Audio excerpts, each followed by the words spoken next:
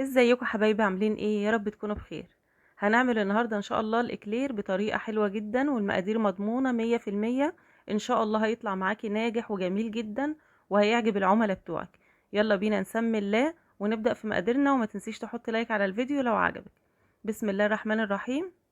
انا دلوقتي هعمل مقدار هيكفي حوالي 3 دست من الحجم الكبير ده، فهحط لك المقادير في صندوق الوصف عشان لو حبيتي تقسمي المقادير.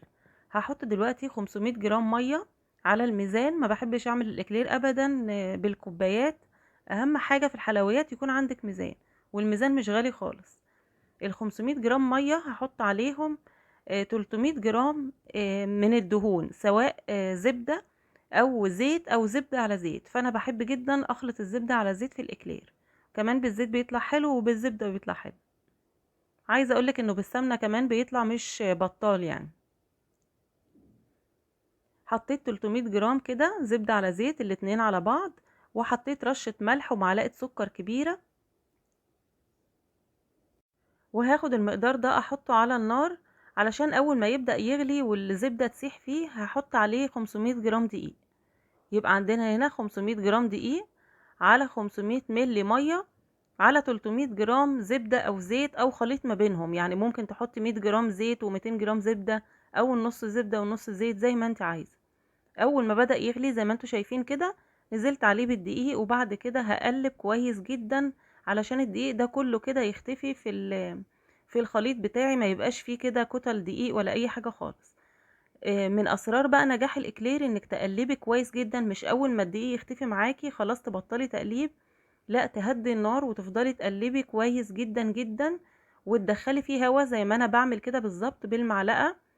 علشان دوت بيخليه بعد كده لما تيجي تحطي مقدار البيض ياخد مقدار البيض معاكي مظبوط، ويطلع منفوخ وحلو، ما يطلعش مكتوم من جوه. انا كده بقلب فيه بقالي تقريبا 5 أو 6 دقايق، وبدخل هوا بالشكل ده. كده تمام قوي. العجينة بتكون ناشفة شوية، ما بتكونش طرية. وبعد كده هاخدها يا اما احطها على الرخامة مثلا، او على حاجة كده تبرد افردها تبرد، او بحطها في العجان ويكون ناشف. انتوا شايفين هو لسه سخن جدا اهو. هفضل اقلبه بقى بالكف ده لحد ما يبرد خالص معايا قبل ما احط البيض. المهم ان هو العجينة تكون باردة قبل ما تحط البيض. هبدأ دلوقتي بالمقدار ده بياخد من 8 ل 10 بيضات حسب حجم البيض. انا بدأت ب8 زي ما انتوا شايفين في البولة كده.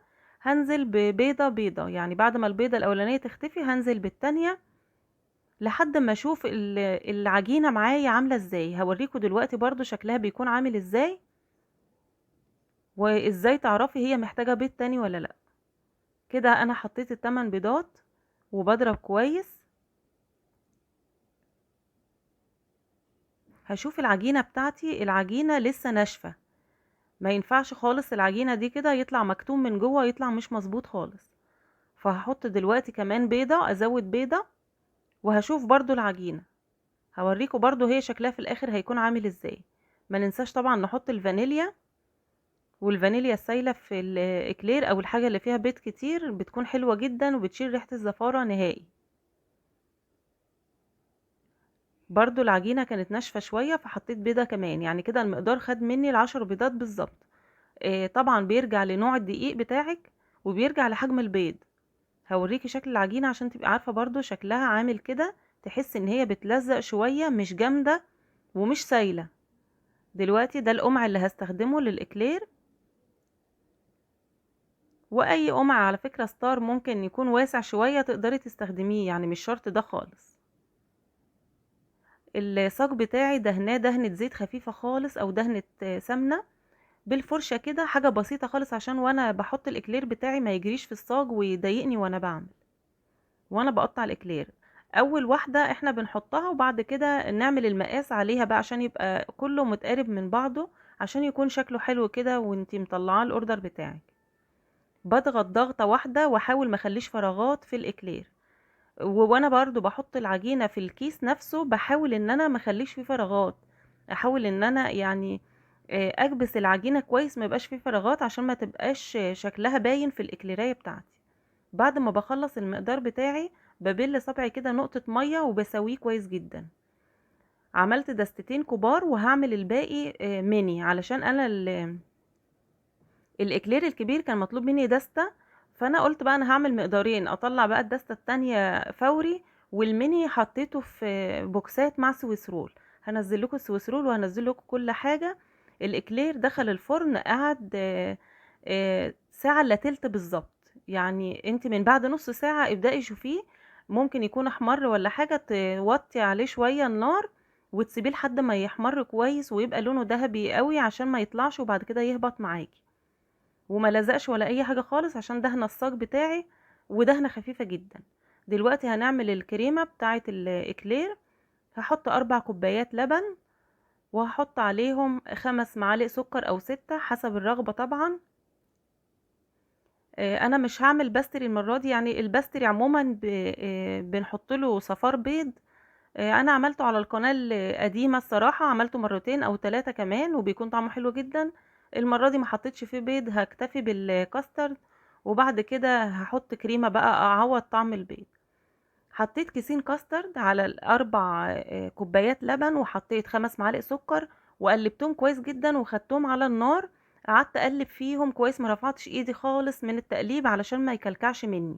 واول ما بيكون عامل زي المهلبية كده باخده على طول اغطيه بكيس بلاستيك او بلاستيك راب، علشان بس الوش بتاعه ما ينشفش، واسيبه يبرد خالص قبل ما اعمل الكريمة بتاعتي. دلوقتي هحط كوباية كريم شانتيه على كوباية باستري. طبعا الكريمة دي طعمها غني جدا جدا، يعني لما بتعملي انت الكاسترد وتضيفيه على الكريمة دي بيكون طعمها غني اكتر بكتير ما تعملي الكريمة والباستري بس لوحده. حطيت سكر على قد كوباية الكريم شانتيه، بس يعني حطيت حوالي ربع كوباية علشان الباستري طبعا فيه السكر بتاعه. وحطيت كوبايتين مية ساقعة متلجة، وهحط كمان شوية كريمة اعوض بقى الصفار اللي انا ما حطيتوش في كريمة الباستري بتاعتي. كريمة طعمها غني جدا جدا وتنفع لحشوات التورت كمان، ودي كمان بتنفع لحشوة الملفيه، بتكون حشوة جميلة جدا وطعمها غني جدا، يعني العملاء بيتبسطوا بيها قوي. بعد ما الكريمة اتضربت كويس جدا هضيف الكاسترد، ولازم يكون بارد خالص، عشان لو سخن هيسيح الكريمة ومش هيبقى القوام حلو خالص. هضربه كويس جدا. شايفين الكريمة شكلها حلو ازاي وطعمها تحفة. دلوقتي ده قمع بتاع الحشوات، ممكن تجيبيه من عند مستلزمات الحلواني، او تفرغيه بقى بالسكينة، ممكن تقطعيه اصلا من الجنب بسكينة مشرشرة وتحشيه. بس طبعا الطريقة دي احسن طريقة للحشو علشان ما يبهدلكيش بعد كده وانتي بتحطيه في الشوكولاتة.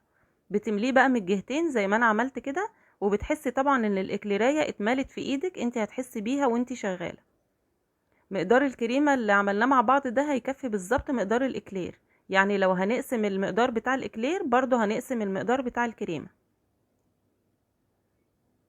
بضغط كويس جدا زي ما انتم شايفين كده، وبحشي كل الكمية معايا. اهم حاجة ان انا بنزل الكريمة على الجزء اللي تحت، يعني انا لو ضغطت من فوق شوية الكيس هيفرقع معايا، لازم بس اضغط من تحت شوية علشان الكيس يستحمل وما يفرقعش معايا. كده تمام. هخلص بقى الكمية كلها بنفس الشكل كده، اي زيادات طبعا بشيلها عشان ما تبقاش شكلها وحش في الاكلير. العميلة كانت عايزة الدستة بتاعتها بالشوكولاتة، فانا عملت كله بصراحة المقدار شوكولاتة بقى، ما سيحتش حاجة تانية. الشوكولاتة دي جناش مش شوكولاتة وعليها زيت، يعني انا ممكن احطه كده في شوكولاتة، يكون كل مكعب شوكولاتة 100 جرام عليه معلقة زيت كبيرة او معلقتين زيت كبار عشان الشوكولاتة ما تتكسرش، وبيكون لونها افتح من كده. الجناش بيدي طعم احلى بكتير للاكلير، بس لازم طبعا يتحط في التلاجة شوية بعد ما نعمله علشان يمسك عليه. فهو بالجناش بيكون حلو جدا، ومقدار الجناش بيكون يعني لو 100 جرام شوكولاتة عليها 50 جرام لبن او مية او كريمة. وما بحطش فيه الاكلير وهو سخن، برضو بسيبه يهدى شوية علشان ما يطريش الاكلير بتاعي. حطيت بقى على شوية مكسرات كده قبل ما الجناش برضو يمسك على الاكلير علشان المكسرات تلزق عليه. وحطيت بديل الفلوتس، بس لزقتها الاول، يعني حطيتها الاول في شوكولاتة كده في الجناش علشان تلزق على الاكلير برضو، علشان الجناش كان بدأ ينشف على الاكلير. هخلص الكمية بتاعتي كلها، وزي ما قلت لكم الكميه اللي احنا عملناها تطلع 3 دست مقاس كبير، او تطلع دستتين كبار ودستتين صغيرين زي ما انتم شايفين كده. هوريكم برضو في اخر الفيديو انا حطيت الاكلير ده، شايفين يعني دي العلب الكبيره كده، والصغيرين بقى وزعتهم، يعني حطيت بوكسات صغيرة، حطيت في البوكس 3 اكلير مع 3 قطع سويس رول، وكان شكلهم حلو جدا. واول ما حطيتهم على الجروب على طول الناس خدوهم وعجبهم جدا الحمد لله. شايفين شكلهم جميل ازاي؟ وده شكل السويس رول. هنزل لكم برضو السويس رول، مش عارفه هنزل السويس رول الاول ولا الاكلير. عموما احنا مع بعض، وهنزل لكم حاجات حلوه كتير ان شاء الله. ما تنسوش تحطوا لايك على الفيديو واشتركوا في القناه لو لسه ما اشتركتوش، وفعلوا الجرس عشان يوصل لكم كل جديد. اشوفكم على خير.